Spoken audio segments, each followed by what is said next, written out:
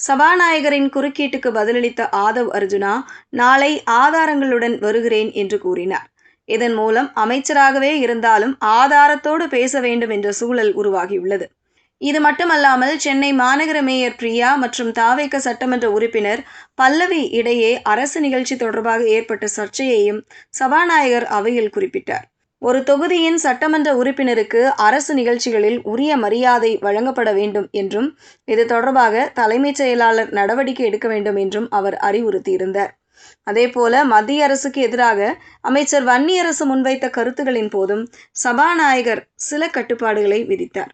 இதனால் அவர் ஆளுங்கட்சி உறுப்பினர்களுக்கு கூட சலுகை அளிக்காமல் நடுநிலையாக செயல்பட முயற்சிக்கிறார் என்ற கருத்து எதிர்க்கட்சிகளிடம் உருவாகியுள்ளது.